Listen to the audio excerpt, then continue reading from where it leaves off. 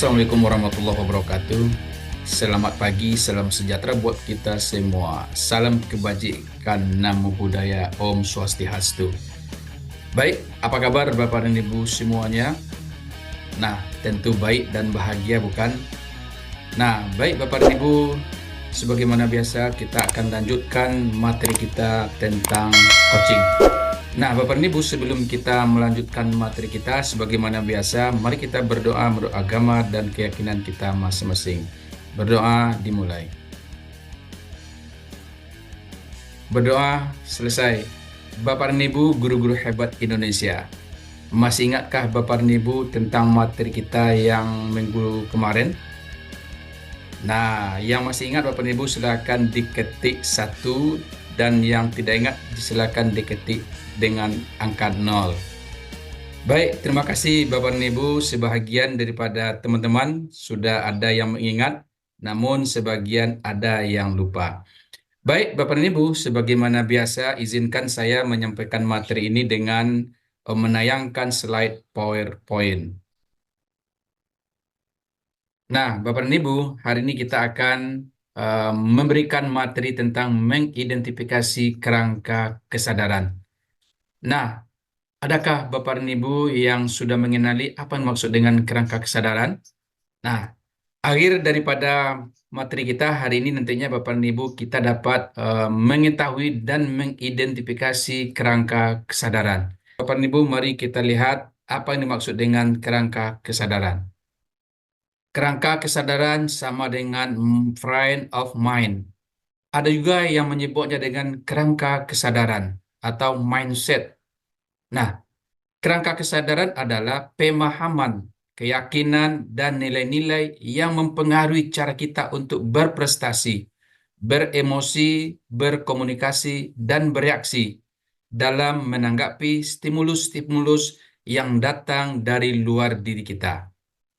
Nah, Bapak dan Ibu, apa saja yang termasuk dengan elemen kerangka kesadaran? Nah, mari kita amati diagram berikut ini. Nah, kerangka kesadaran kita mulai membacanya dari understanding atau pemahaman.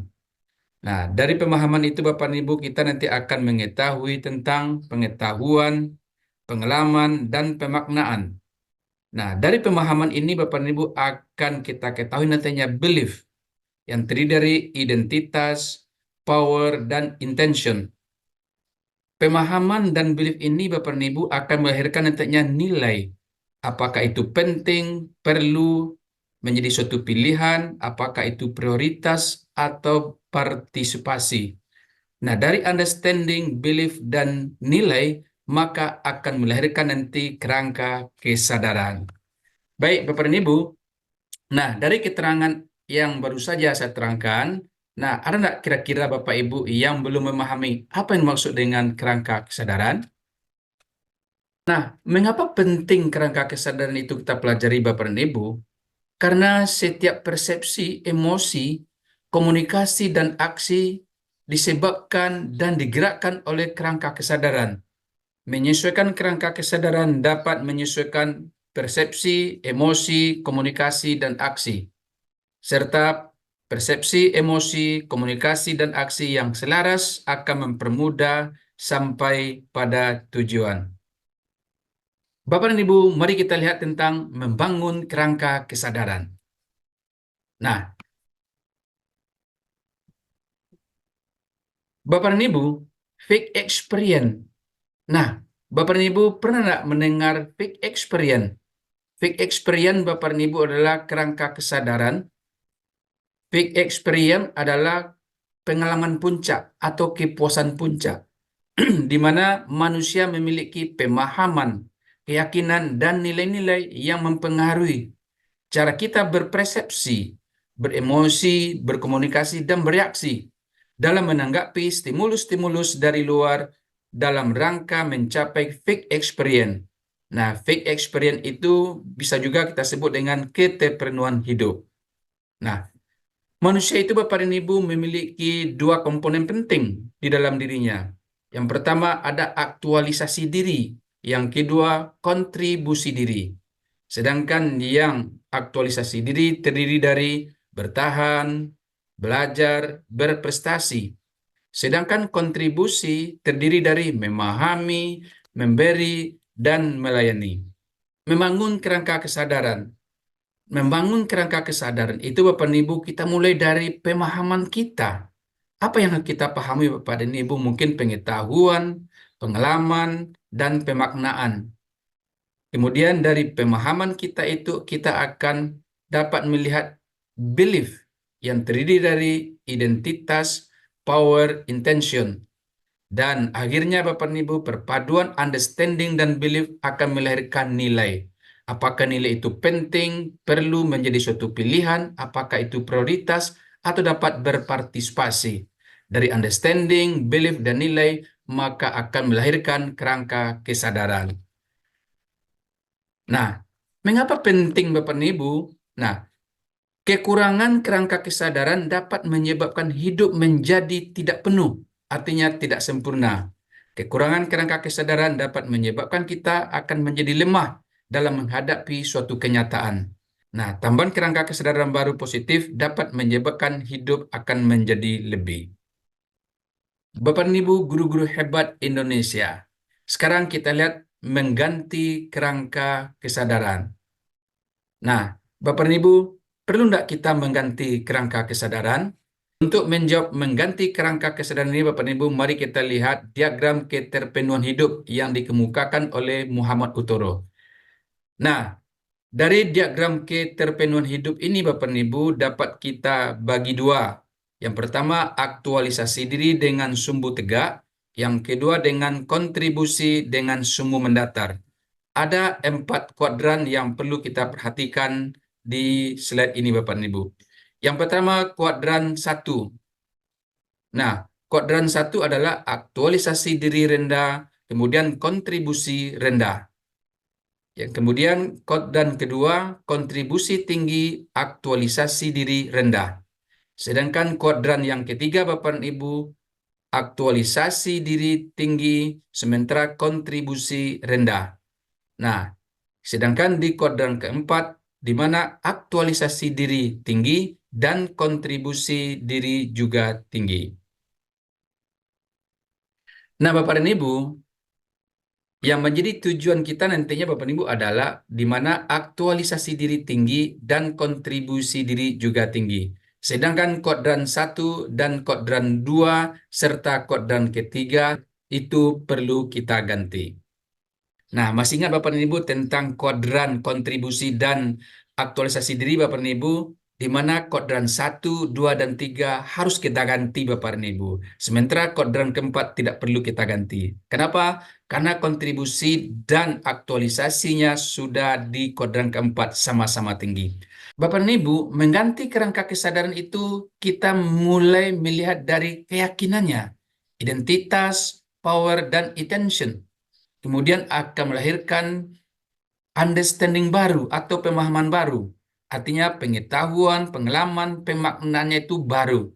Nah, dari pengetahuan dan pengalaman serta pemaknaan yang baru itu, maka lahir kepercayaan baru, identitas, power, dan intention baru.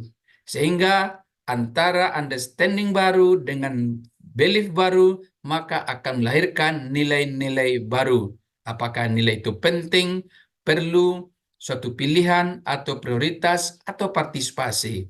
Nah, sehingga nanti akan melahirkan kerangka kesadaran baru. Pahamkah Bapak dan Ibu semuanya?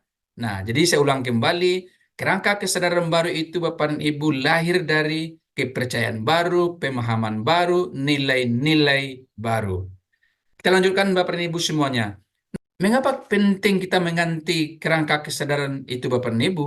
Karena kerangka kesadaran yang tidak tepat dapat membuat cara bereaksi terhadap stimulus menjadi tidak tepat. Kerangka kesadaran yang tidak tepat membuat proses mencapai tujuan terasa sulit, berat, lambat, berbiaya tinggi, tidak efektif, tidak efisien, dan tidak memotivasi. Oke, Bapak dan Ibu, untuk lebih paham dan lebih jelasnya Bapak dan Ibu, mari kita ikuti latihan mengidentifikasi kerangka kesadaran. Silakan Bapak dan Ibu menyiapkan alat-alat tulis. Nah, kita mulai latihan Bapak dan Ibu. Nah, saya sebagai coach dan Ibu Bapak Guru adalah sebagai coach saya pada hari ini. Silakan diikuti apa yang saya tanyakan kepada Bapak Ibu semuanya. Oke, selamat siang Bapak dan Ibu. Apa kabar? Lagi sibuk apa Ibu sekarang? Apa tujuan yang ingin dicapai di sesi coaching ini? Baik, apa yang telah Bapak Ibu ketahui dari tujuan ini? Apa pengalaman yang Bapak Ibu miliki? Apa makna yang diberikan atas tujuan ini? Apa identitas yang sedang Bapak Ibu pakai? Apa power yang muncul dari identitas itu? Apa tujuan berikutnya setelah tujuan ini tercapai? Nah, mengapa menurut Bapak atau Ibu penting? Nah, mengapa perlu untuk dicapai? Nah, di akhir sesi coaching ini, apa kesimpulan yang dapat Bapak Ibu ambil? Nah, itulah Bapak Ibu pelatihan kita tentang mengidentifikasi kerangka kesadaran. Oke, kita lanjutkan dengan latihan kedua tentang membangun kerangka kesadaran. Latihan membangun kerangka kesadaran. Di antara dua keterpenuhan hidup, aktualisasi diri dan kontribusi, mana yang masih dirasa kurang? Apa yang perlu diketahui lebih lanjut? Apa pengalaman baru yang perlu dimiliki? Apa makna baru yang perlu diberikan? Apa identitas baru yang perlu dipakai? Apa power baru yang perlu dimiliki? Apa tujuan baru yang perlu dibuat? Apakah ini pilihan yang perlu diambil? Dan mengapa? Apakah ini merupakan prioritas? Mengapa? Nah, apa kesimpulan yang dapat Bapak Ibu ambil setelah kita melaksanakan sesi coaching yang singkat ini? Nah, itulah Bapak Ibu contoh pertanyaan-pertanyaan membangun kerangka pikir. Oke, Bapak dan Ibu, kita lanjutkan tentang latihan ketiga, mengganti kerangka kesadaran. Bapak dan Ibu, mari kita lanjutkan tentang latihan mengganti kerangka kesadaran. Nah, Bapak dan Ibu, silakan diikuti latihan ini dengan sungguh dengan menyiapkan alat tulisnya. Yang pertama, di antara dua keterpenuhan hidup, aktualisasi diri dan kontribusi, mana yang masih dirasa sulit atau berat? Apa identitas yang sedang dipakai dan apa identitas baru yang perlu dimiliki? Apa power baru yang perlu dimiliki? Apa tujuan baru yang perlu dimiliki? Apa pemahaman baru yang perlu dimiliki? Bagaimana pemahaman baru ini mempengaruhi belief baru, identitas, power, dan intention? Apa nilai baru yang perlu dimiliki? Dan apa kesimpulan yang dapat Bapak Ibu rasakan setelah kita melaksanakan sesi coaching yang sangat singkat ini? Nah, Bapak dan Ibu, itulah materi kita tentang kerangka kesadaran hari ini.